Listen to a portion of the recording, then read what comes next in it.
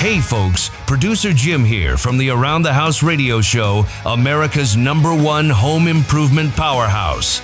I've seen Eric test thousands of gadgets over his 30 plus years as a certified kitchen designer. And he's just dropped his hand-curated top 10 picks for 2026 that'll make your home smarter, safer, and way more efficient. Rush to AroundTheHouseOnline.com, top products, now. Click the bold names for Amazon deals and snag them before they're gone. Eric G's favorites for 2026. Your house deserves this upgrade.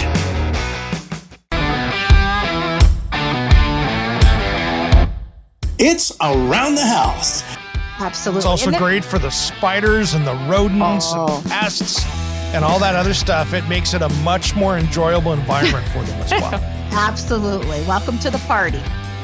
You have now turned it very comfortable for them. What you hate worse is when they say colonized. You now have, pets that have colonized. It's like, oh no. That's what that flag in my crawl space was. Exactly. They called it. They have claimed their territory. They have. And then we look at like the whole house Humidity dehumidifier, and you get like, 3, what we call kind of the holy grail of indoor air quality in one product. We can do mechanical ventilation in order to bring on that outdoor air. When it comes to remodeling and renovating your home, there is a lot to know, but we've got you covered. This is Around the House. Welcome to Around the House with Eric G. and Caroline B., your one-stop shop for home improvement every single week. Thanks for joining us. Hey, Caroline, how are you today? Hello, everybody. It's that season, Eric. It's a fun one. It is. It's that season, and we've got a really good friend in the house today, our friend Nikki Krueger, Santa Fe Dehumidifiers. Welcome back to Around the House. Thank you very much. It is the season. That nasally allergy, high moisture. Sticky armpit. We need to change that to that song, It's Getting Hot in Here, to It's Getting Humid in Here. And make that the intro every time you come on. I love that. So it is that time of year where everybody figures out what humidity really means and maybe not understand what it's doing to their house. Exactly. And it's a tricky time of the year because we're not running a lot of air conditioning right now in that spring season. We've got high dew points outside, which lead to high humidity levels inside. We have people closing up their homes because of allergies, yet bringing in outdoor air in order to make sure they are diluting all the contaminants that are inside. So it's a really tricky time of the year to control your indoor environment. And that's why, of course, that dehumidifier plays such a big role because as we know, the air conditioning does a decent job of doing it when it's running, but right now, many places it's not unless you're down in the south someplace. And, I know in the Northeast, you guys had a little bit of heat here recently, but that was just a day or two. And then all of a sudden that humid air comes right back in again. And the high humidity gets right back and going again inside the home. I think, Nikki, too, in the Northeast, by New York, New Jersey, Connecticut, Virginia, where you are, we have this beautiful weather and we want to open our windows and it's this warm day. And then we forget that block or that concrete that's in our basement is cold. So what's going to happen when you've got this cold block and this sudden influx of this warm air coming in? All of a sudden, if you look at your humidistats or your temperature, you'll see all of a sudden you've got high relative humidity just from that condensation that's happening. And it might not even be that you're looking at something that tells you have high relative humidity, but you start getting those musty odors that start coming from the basement or potentially if you have a crawl space, even from down there. This is the time of year where it starts rearing its ugly head of what's going on below your home, as well as, potentially inside your entire home. Well, you and I were talking before we jumped on about Washington State is changing some rules around up there, which in construction right now is making it difficult or creating some new situations for builders, remodelers up there with how they're changing, the rules of where equipment goes or where it's suggested or what they're incentivizing. Yeah, they're incentivizing. And kudos to them because ultimately, our HVAC equipment should be in conditioned spaces. And so what they're doing is they're incentivizing builders with their certificates that if they choose to put the equipment in a encapsulated crawl space or an encapsulated attic, that they receive these incentives from Washington State. And so what we're seeing is typically in the Northwest, crawl spaces aren't encapsulated. They're just vented. Rare. Yeah. And part of the reason is, dew points have traditionally been low in the Northwest until you get to the real marine areas. And then the same with attics. And that the conditioned attics is unconditioned attics across the country is common. But I think overall, we're going to see building codes all over the country incentivize putting that equipment in the attic, even in conditioned spaces. But I think we're seeing some confusion up in the Northwest is, okay, so I'm going to put this HVAC equipment in the crawl space. Now I need to condition it, which means closing it up or encapsulating it. But then what's the next step? You've got to be able to add some sort of moisture control now in that space because you want to protect that HVAC equipment down there so it doesn't condense and all that. And then also you're going to be getting moisture buildup now that there is not airflow going through like when the vents were open, like you thought it was happening. Of course, it never really, those vents don't work the way that you traditionally think. I mean, air doesn't come in one vent, go straight across the crawl space and out the other vent. I mean, that stack effect doesn't work that way. No, it's interesting. So my house is built 1977, and it is probably our most common situation on the West Coast of, Oregon and Washington, where I'm at here, because I have some insulation going up against the foundation wall. I have vents. I've got dirt crawl space floor with 6 mil plastic down and no insulation between the crawl space and the floor above it. It's all around the perimeter and the vents. That's how most of these homes are here that are built, prior to 1990. The only time you get into basements or new custom homes or homes that were built kind of pre-World War II, where they put in the basement down there. And then there were just low cellars, really. There's not too many that had real tall ceilings. Well, and the research that I've done is what we see in the Northwest is really when you get your high humidity is during the winter seasons. Mm-hmm. And so if you think about that, that's when our stack effect is greatest. And that's when our houses are like balloons, right? We turn the heat on and the house turns up to a big balloon, which means everything that is below that home and that crawl space is now being sucked up into the home.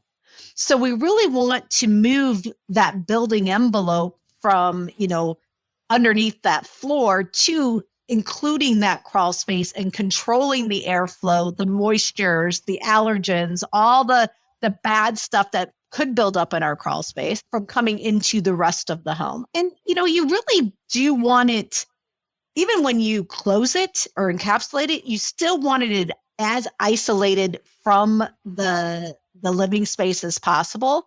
Because especially if you're in areas where they're spraying for bugs and termites, below the home, you don't want that easily communicating and coming up to the rest of the house. There's a lot of pressure treated wood used for foundations. You don't want those chemicals that are off-gassing coming up into the home. So even as pretty as encapsulated crawl spaces look, and you can use them for storage and all that, you still don't want a lot of communication with the rest of the house.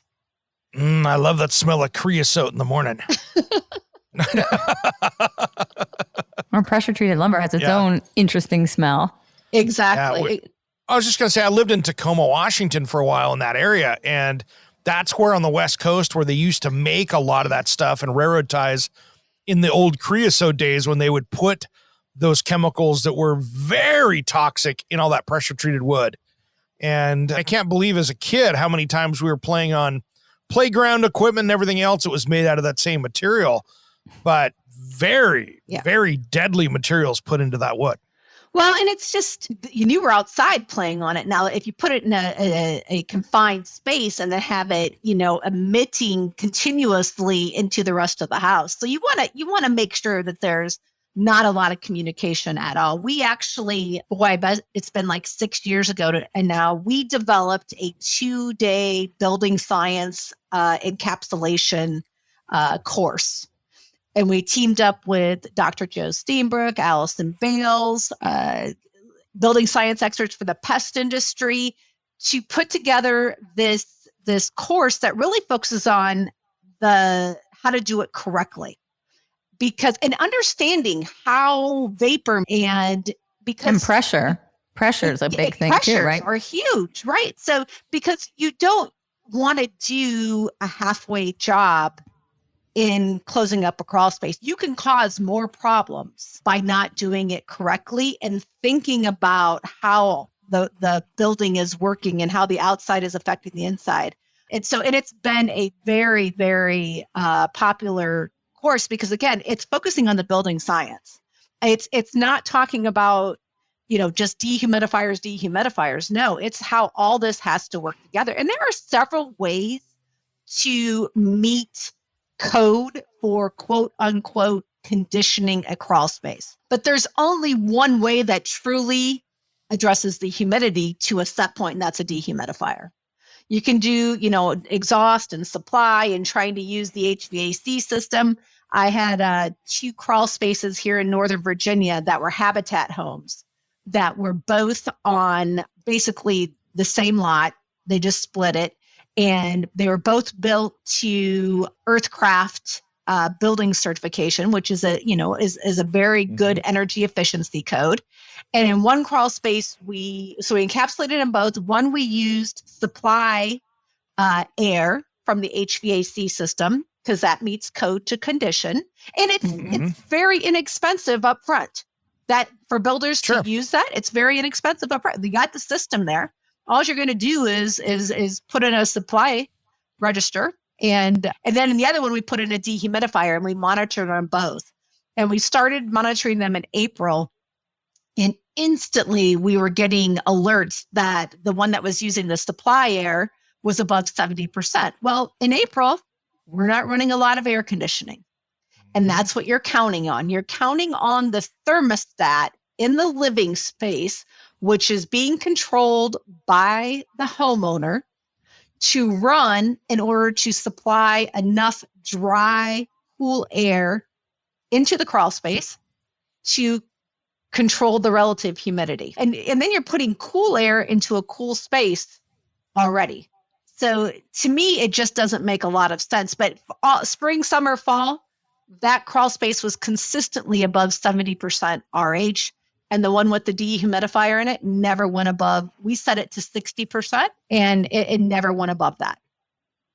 I think too, it's a misconception. Like a lot of homeowners come to me and they say, oh, I have a conditioned basement, so I don't have to use a dehumidifier. And what Nikki's saying is that you can't, you're relying on a thermostat that's placed upstairs controlling your temperature. Your basement is always going to be vastly different from the rest of the house, if not 5 to 10 degrees cooler. Exactly. So that HVAC is never going to kick on, or it's going to kick on too much and make that space even colder, causing even more condensation. So that's why you almost want to not disconnect that thermostat from that basement completely and that register and that supply, get rid of it, and then control it with your own either temperature gauge and then using your dehu. It works the best. I mean, that's what we've been doing for years because we can't get it to navigate with the HVAC system unless it's on its own zone. Yeah. Well, it seems when you do that supply only system down there, all you're doing is mixing that humidity within the rest of the house, but you still haven't addressed the humidity issue. Now you're taking that humid crawl space or basement, you're moving the air technically up into the living space, but it's still humid. Yeah, because you have now, like you're saying, I mean, you've now provided the pathway for air communication between the two spaces. You got a freeway going now. Yeah. Yeah, exactly. Exactly. And like here in the wintertime in the Pacific Northwest, like we were just talking about, my air conditioner, I mean, most people around here, they put the cover over their outside compressor on an air conditioner and it doesn't come on for 5 months because we're down in the, we're 70% humidity outside, 80% humidity outside. raining and 42 degrees. And the problem is all that humidity, there's no way to remove that humidity out of the air inside the house when you do it that way. Well, and especially dew points are probably still fairly low because the temperature is low. So dew points are still probably fairly low, but it's all the moisture that's trapped inside as well. Because the tighter we build these homes in heating dominated climates where we've always thought about, we need to add moisture because we're heating, we need to add it. But we're building homes so tight now, which is great because then we can control airflow, but we've got to address that buildup of the moisture that we're trapping inside also, which typically would be bringing in outdoor dryer and helping dilute that. But it's the spring, summer, fall that's where your challenge is to a set relative humidity. I know that there are, because we do the whole house ventilating dehumidifiers and, we hear more and more, well, I have an HVAC system that is variable speed and it's got, I've got ductless mini split and it's got dry mode. So it's going to do a really good job of focusing on that moisture. But the reality is the closer that those systems get to your set point on the thermostat, their water removal basically is diminished completely. They're not removing any moisture. So it'll come on and it'll have a slow air, the fan slowed down to keep more of a consistent temperature throughout the house. But now it's basically not focusing on removing any more water. It can't. It's not the way that those systems work. And dry mode is just overcooling to try to remove more water. I would say more and more. We usually say keep it at 55 for basements and crawl spaces, 50 really for health, right? 50 is where the ideal health, if we look at the charts out there of what can happen when you're below and above, but 50 is ideal. But then as we start scooting up, now if you keep that 61% for extended period of time, everything in your house is absorbing that moisture, right? So we have a lot of people now that are like, I want 45. We call it the San Diego effect, right? we want all the time to be like 75 degrees and 45% relative humidity. That's where they're most comfortable. And, there's nothing going much below that. It's just using energy at that point. You don't want to get too dry, but you do really want to control, like I said, in the springtime, if you're consistently above that 55, 60, percent, we got to remember that this is where we start our moisture loading, we call it. So spring comes and everything in your house starts absorbing that moisture, the drywall, the couch, the mattress, the flooring, the dust mites, everything the bugs is nasties enjoying that moisture. And if we don't find a way to wet and dry, then what's going to happen is come September, usually August, September is when we get the majority of our calls, where the evidence of moisture loading, which we refer to as microbial growth, starts appearing on our walls. That's when people start taking things out of their closet and they're seeing, mold growth on their clothes, anything leather. That's where it's always that, pulling out the leather jacket. And so it's because we haven't dried at all. We're just continually moisture loading to the point where those things, you can't see condensation, but they can't absorb any more moisture. So that's where we start getting that surface where it's moist enough for stuff to happen.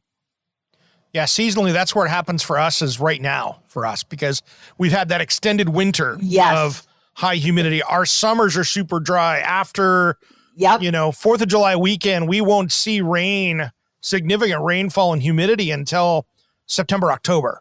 So that's our dry season. So it's a little different for us where everybody else has got the humidity load. Ours is over here in about another 4 to 6 weeks. And then we get into summertime when we dry everything out. The air conditioner takes us down and we almost need humidifiers in certain areas versus dehumidifiers. And so it's the exact opposite, but it's the same battle. I mean, I was down in Florida for the Kitchen and Bath show earlier this year, and I can't stand staying in a freaking Orlando hotel because I walk in and go, Gross. That's a musty mess. Yep. It's very challenging for those cells. Nikki, Yep.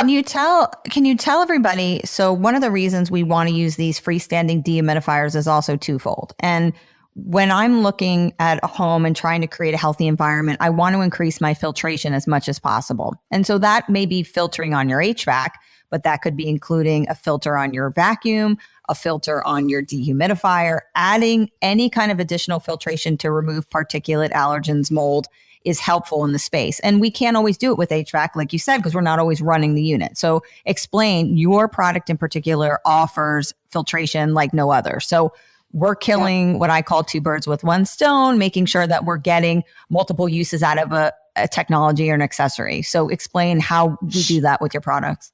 Sure. So for the freestanding, all of our dehumidifiers, whether they are the standalone freestanding ones or the whole house ventilating, all come standard with a MERV 13 filter. And the reason that ultimately we went with the MERV 13 is because we're starting to see building code require MERV 13 filtration for ventilation.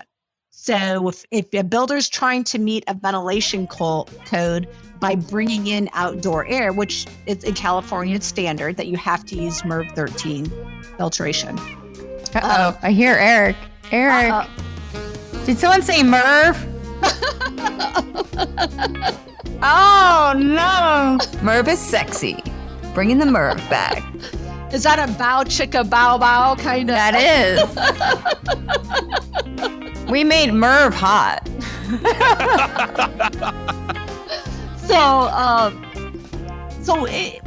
It's very effective, right? So whether it's walls, but for standalone, what's great about it is we know that up to 50% of the air that's below your home, basement or crawl space, is going to make its way into the living space. So if we can filter that air below the home in our crawl space or basement with that MERV 13 filtration before it even gets up to living space, I mean, we're knocking down a lot of those allergens and contaminants right there. Say that again for our listeners. So how much of the air in your home comes from your basement or your crawl space? Because most of my clients don't even go in their basement or their crawl space. They ignore it and they think it just is okay that they forget about it. How much did you say? 50%? Up to 50%. And, one of the new statistics out, and I'll have to look to see who the organization is. Well, first of all, the EPA has deemed indoor air quality as one of the top 5 hazardous things affecting our health right now. And 6 out of 10 homes have poor indoor air quality. Nice. So whether that, maybe that is, if we can focus on our basement and crawl space with that filtration and controlling the relative humidity, that could change everything for a home right there. So when we think about relative humidity, we're not just talking about when the relative humidity is high, all the products that come into your home are made of materials that have chemicals. And we call those volatile organic compounds, or VOCs. And when the relative humidity gets high, those materials will off-gas at a higher rate for a longer period of time. And so people who have never had chemical sensitivities before might experience, they don't know what's going on. Like, I don't have allergies, but yet I'm getting headaches, not feeling well in my home. And it could just be that. And then you get people who are very sensitive to chemicals and their environment. And that becomes even more important for them. No, I was going to say too. And that's why you start to smell those odors and those nasties when your humidity starts to get high. So people say, well, I never smelt must before in my house. And now all of a sudden I smell mold. That's the reason. Your humidity sort of springs loose all of these volatile organics that sprinkle through the air. And now you smell everything. Absolutely. It's also great for the spiders and the rodents and the pests and all that other stuff. It makes it a much more enjoyable environment for them as well. Absolutely. Welcome to the party. Yep. Yep. You have now turned it very comfortable for them. what you hate worse is when they say colonized. You now have, pets that have colonized. It's like, oh no. That's what that flag in my crawl space was. Exactly. They called it. They have claimed their territory. They have. And then we look at like the whole house ventilating dehumidifier, and you get like, 3, what we call kind of the holy grail of indoor air quality in one product. We can do mechanical ventilation in order to bring on that outdoor air. We have filtration. So not only are we filtering that outdoor air before it comes in, but also when the dehumidifier is running, it's filtering all that air in the home that's going through the dehumidifier. And then we're controlling that relative humidity for the entire home. So it's really a major component into what we look at for a comfortable, healthy, sustainable home.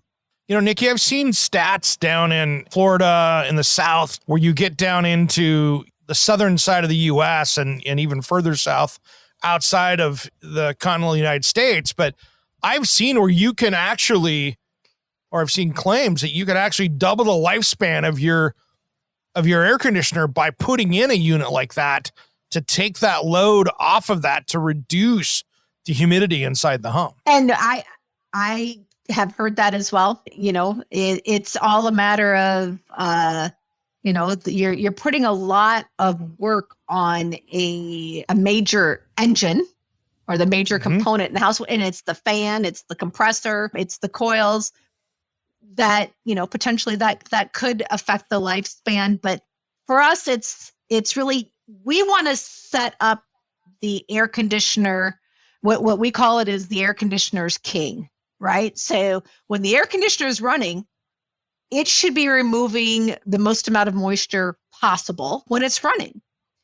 But it's, as the gentleman who invented these, Ken Gehring, said that, every king needs a queen.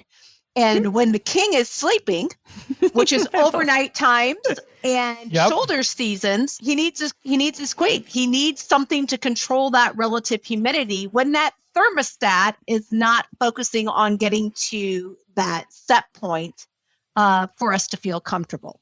See, Eric, every king needs a queen. Hint, hint. What am I? Let me adjust the throne Queen over here. bee. Yeah, there we go. Thank you, Nikki. There we You're go. welcome. Softball right there. Feel like I'm getting ganged up on all of a sudden here. Well, Nikki, the other thing is even in the desert Southwest, dehumidifiers can be something important. Yep. And when I got that first call, and I had a gentleman that wanted to buy a dehumidifier in Phoenix, Arizona. I was like, oh, you mean humidifier? And he's like, nope. He's like, obviously you don't understand monsoon season down here. Mm-hmm. Never thought of it. But we do sell quite a few dehumidifiers into those dry climates that you would never think of. And then again, our building construction techniques are changing.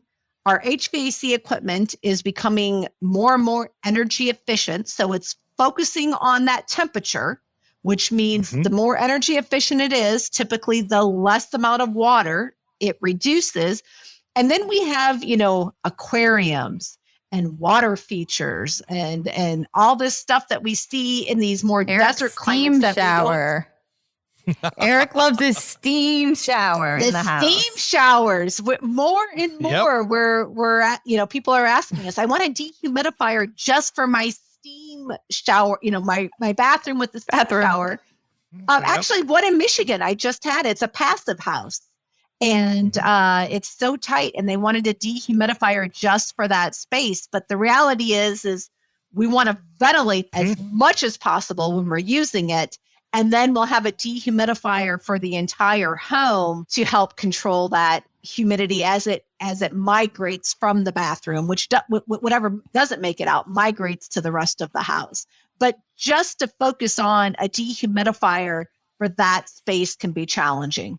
What I did in my bathroom real quick, just to address that, is I put in right outside the door, I have a 120 CFM fan going directly straight up outside. So it's got like a 3-foot tube on it. So it's as direct out as it's going to get. And then I put in my Armada drying system. So I'm pumping in a few hundred CFM into the shower, which now is grabbing all that humidity and drying the shower, which is pushing it right out and up. So I'm almost over pressurizing the room a little bit, but it's pushing it right out to the top. And that was how I battled it because I was worried about the same kind of thing.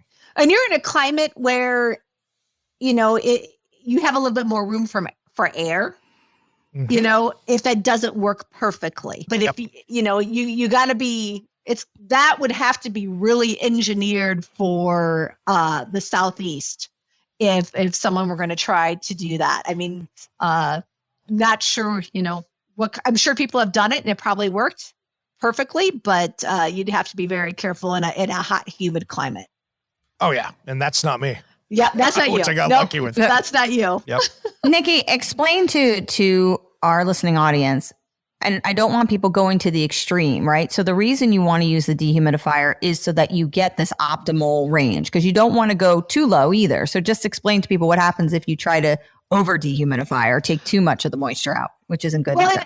That's a really good point, because what we see is a lot of organizations, the American Lung Association, the ASHRAE, which is our HVAC kind of governing body, and the American Medical Association, that throw out these ranges, right? Like, so they're saying that you want to keep your humidity between 30 and 60%, and 50 is ideal for health, but for sustainability and for protecting our homes, 30 to 60 is ideal.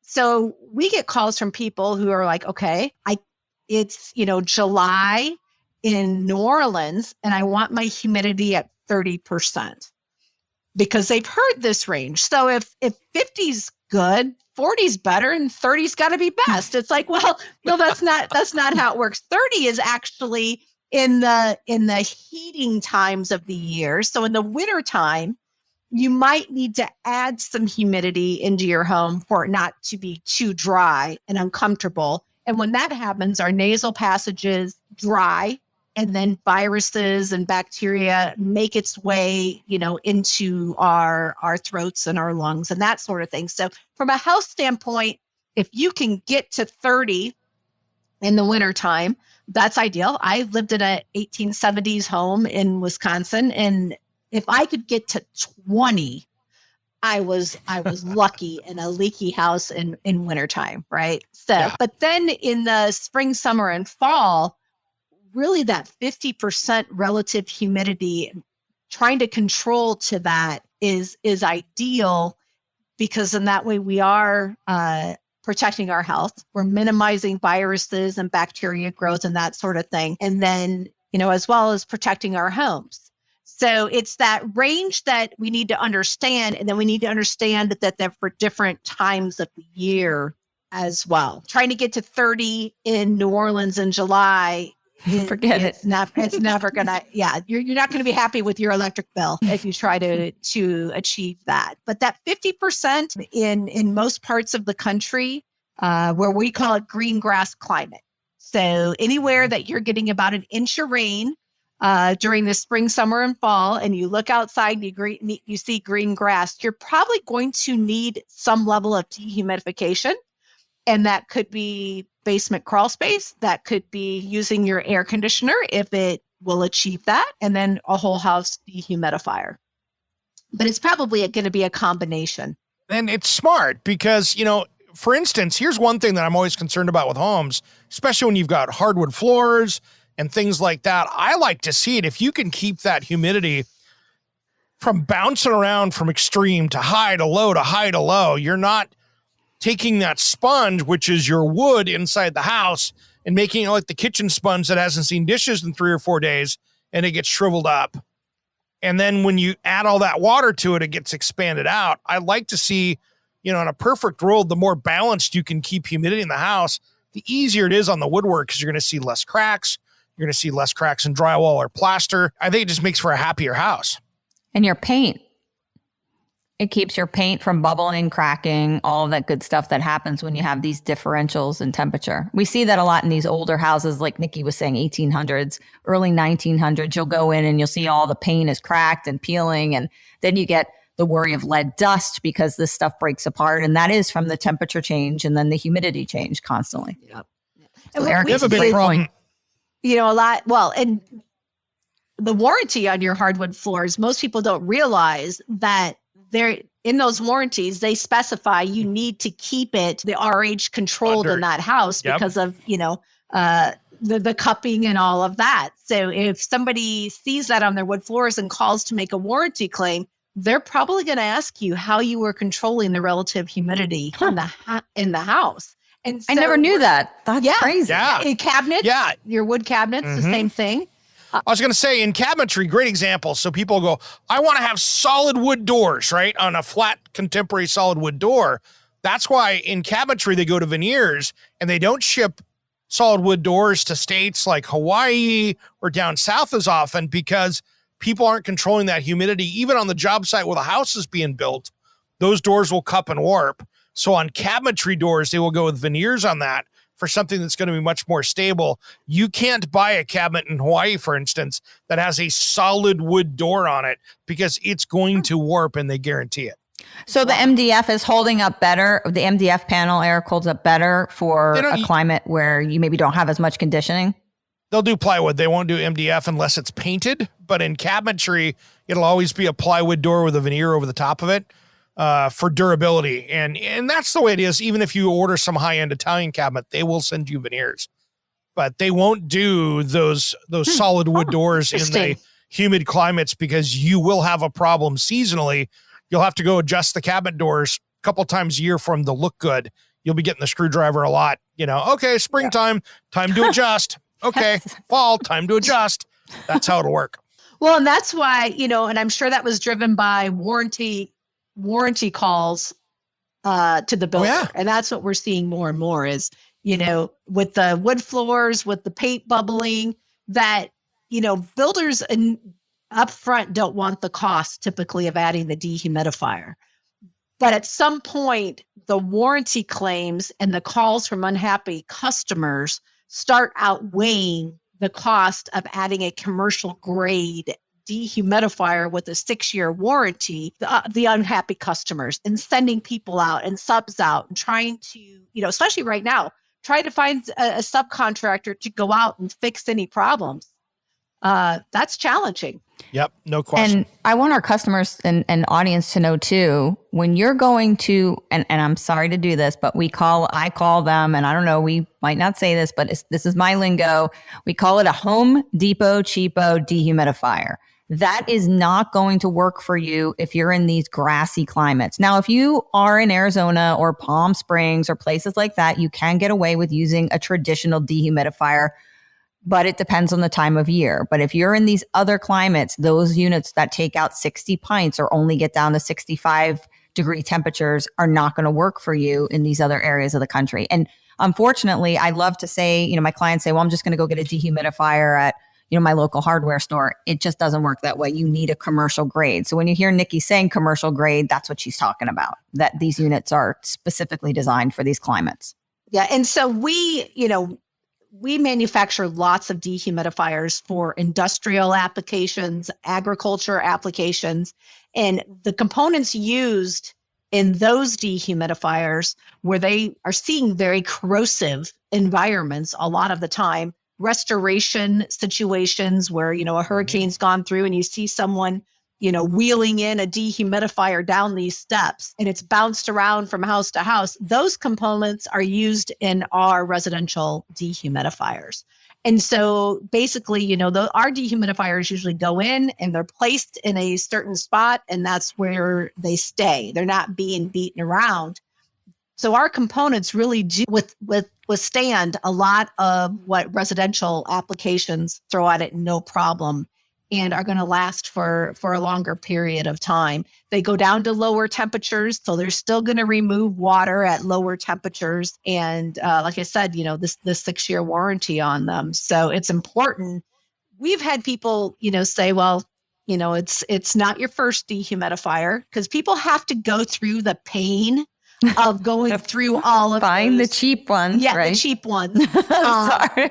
But it's your last one, and so you have to have that dehumidifier graveyard basically in the corner of your basement where every year you're buying a new one before they realize that it's just time to make the investment in a commercial grade unit. I was going to say, go take a look at that graveyard, because you could have a recalled one that causes the fires out there.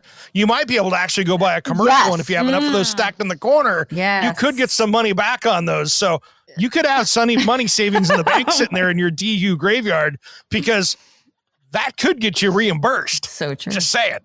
Yeah. Yeah. I mean, if you want to see something scary, you definitely want to go on YouTube and put in a dehumidifier recall fire, and you'll see people running out of their houses with smoking portable dehumidifiers that all of a sudden become engulfed in flames because of that. So it is very important, on these segments, to reiterate that if you have a portable and it's not brand new, to make sure that you go on and check those recalls. Mm-hmm. And I think part of the problem is too, the units will run and run and run. Like, a lot of my customers think their units are working because they'll see this unit and you hear it, it's running and running, but no water is actually coming out of your drainage hose. And you need to look at that and say, okay, well, the unit's running. Do I have water actually being removed? Because the units basically get to a certain temperature when you buy a cheaper one where they're unable to remove water, but they continue to run.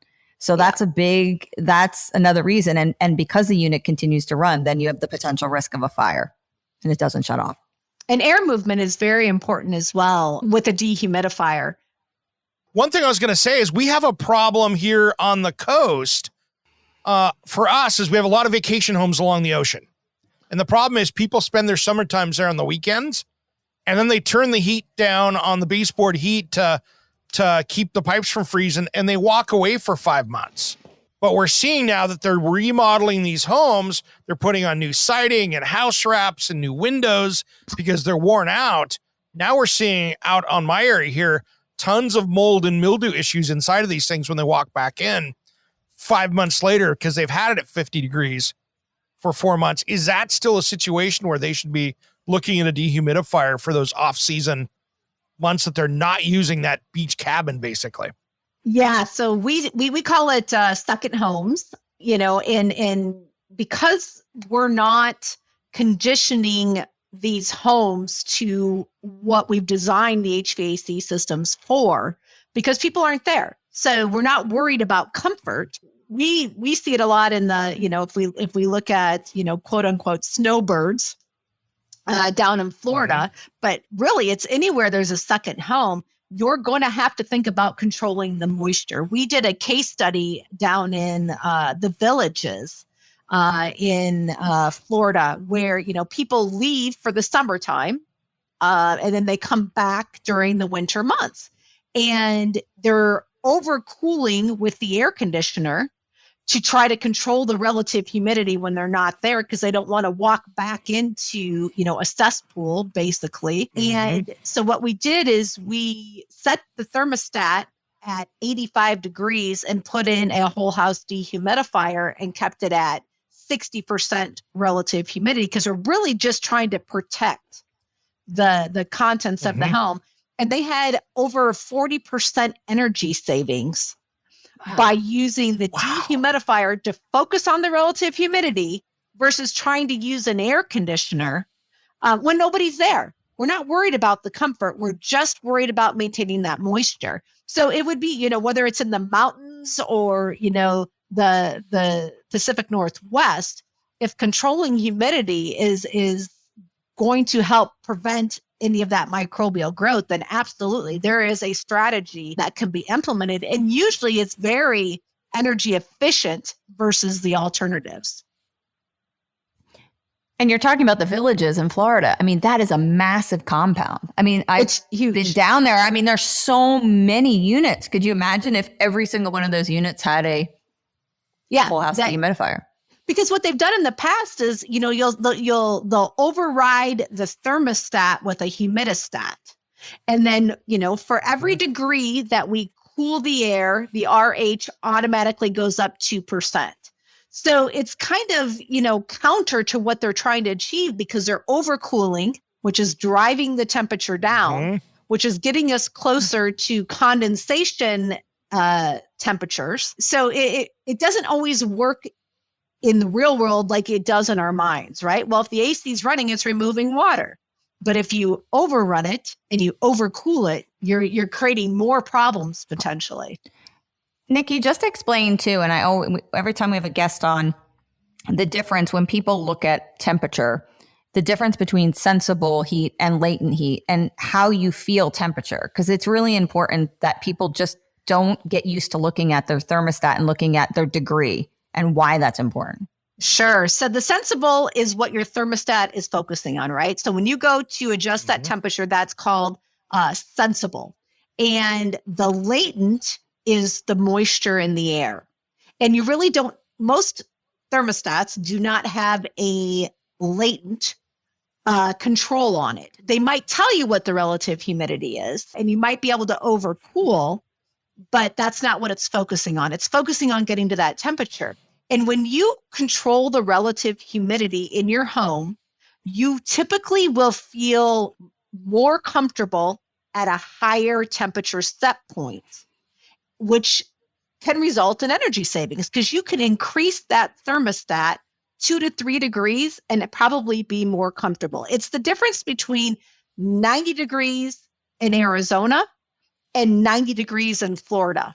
Typically 90 degrees in Arizona, people are like, this is great. I'm so good. Comfortable. It's beautiful out. Then you go it's a dry heat in Florida and it's like, yeah, it's miserable. So, and that's the difference. And, every time that you increase that thermostat setting, there can be, a significant energy savings when you do that, when you're not running your air conditioner. And, we have dehumidifiers that are 5 amps, our smallest units, which up to 1,800 square feet. That is far more energy efficient to use something to focus on to the relative humidity with 5 amps than trying to run the largest system in the house that really is just overcooling and potentially creating a more uncomfortable situation. How about sizing? So if you go on to santafeproducts.com, you are going to see varying degrees and sizes and looks of dehumidifiers. Some are what I call a horizontal unit or a vertical unit, and you have to pick something according to your living space and what you want and the look and feel. But there are also vastly different sizing as far as your pint removal. So when customers go onto the site, how do they know what they need? How do they know what size they should acquire? And is bigger always better? Yeah. So we have, when you go on there will be a tab that says find your IAQ solution. And that will help walk you through if you're looking for a crawl space or basement or a whole house unit. And then it's going to start going into square footages. So we are very, very conservative in our recommendations based on square footages. And that's because it's hard to oversize a dehumidifier, but very easy to undersize a dehumidifier. So let's say we take our 70 pint, whether it's a whole house or a crawl space or basement, we say up to 1,800 square. Now, there could be scenarios where you might need more than that. And if you're always on the border, like if you are 1,700 square feet, 1,800, go with the next size bigger. Up. You always want more capacity because come July 4th, when you have 20 people running in and out of your house because you're having a party and it becomes very uncomfortable, you're going to want that extra capacity. When it's the rainy season, you're going to want the extra capacity. And there really is not significant price differences when you start going up. So you always want more. Now, we've seen people out there or companies claim, well, this 70 pint dehumidifier will do 3,000 square feet. Well, I mean, there are maybe a couple houses out there in a drier climate where it will do 3,000 square feet. But again, you don't want to spend that money and not get what you're paying for. So we are, like I said, we are very conservative because we want it to be successful and we don't want people to be unhappy. So that walks you through, basically getting to the general of what you're going to need. Now, if you're doing a whole house system, you probably are going to want to work with your HVAC contractor to make sure that you're taking everything into consideration. Maybe the amount of fresh air that you need to bring in. Maybe you've got 20-foot ceilings, which can be very different because then we're looking at cubic square footage versus, or cubic feet versus the square footage of the house. So there are scenarios and you can call us but we do have a really great new chat bot on our website as well that you can just go in and ask a question and hopefully it can get you answers much quicker than trying to navigate the entire website. What have we not touched on today that we should be talking about as far as humidity controls go? Yeah, I think we need to start looking at the mechanical systems in our house and how they need to change in conjunction with our building practices are changing. It's, we used to have just heating in a lot of our homes. Most homes, didn't have air conditioning. That was a luxury. And now air conditioning standard, right? You would never not have air conditioning in a home. And I think that's where we are going with dehumidification as well. When we look at, moisture is the number one detriment to a building and how it affects our health also, that it can't be looked at as just, well, we're going to count on the air conditioner to do that. We've really got to think about our moisture control strategies. And, again, it might just be controlling underneath the home. And that's all we need to do. But when we get into more hot, humid climates, the entire home really needs to be looked at as, what is my moisture control strategy? And I have gizmos all over my house. And as a healthy home expert, I hope that my house is somehow is a demo model. But years and years ago, I went from checking that temperature gauge to automatically always checking humidity. And that not only makes you feel better because you actually, as Nikki was explaining, if your humidity is high, you're going to be uncomfortable. But then it also helps you to say, I have to do something with my monitors going off and I've got to control that so I don't get bugs and pests and dust mites and mold and all of these things. So I think that we are moving in a direction. Everyone needs a dehumidifier as far as I'm concerned. And if you don't have one, when you do have it, it's going to be such a luxury to you that you're going to appreciate just the health and wellness it brings. Well, especially when you look at the increase of allergies and asthma in our country. People are very sensitive with respiratory issues. So controlling humidity is a big part of that. And the best way to get you is over on the website? Yep. www. Do we even say that anymore? I don't know if they say that anymore. Yeah. Go ahead. It's Santa-Bay-products.com. Perfect. Nikki Krueger, thanks for coming on today. It's always a blast and always looking forward to next time. Thank you. I appreciate it. Have a great day. I'm Eric G. And I'm Caroline B. And you've been listening to Around the House.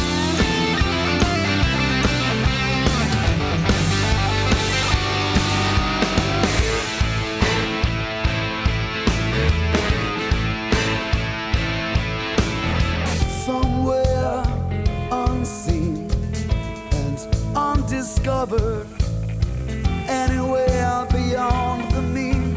Life is a love song, let's be lovers. We're all over the radio. Take my hand, I know where to go.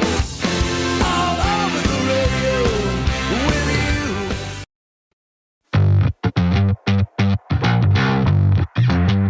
you. Hey folks, Jim here, producer of Around the House Show. You're loving the audio tips right now, but here's something new. Our full-length episodes and expert interviews are now on YouTube as video, so you can watch the demos, tool close-ups, and guest interviews, or just hit play and listen like a regular podcast.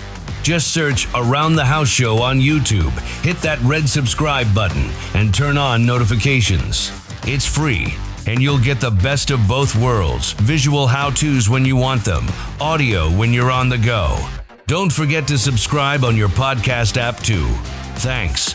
And now back to the show.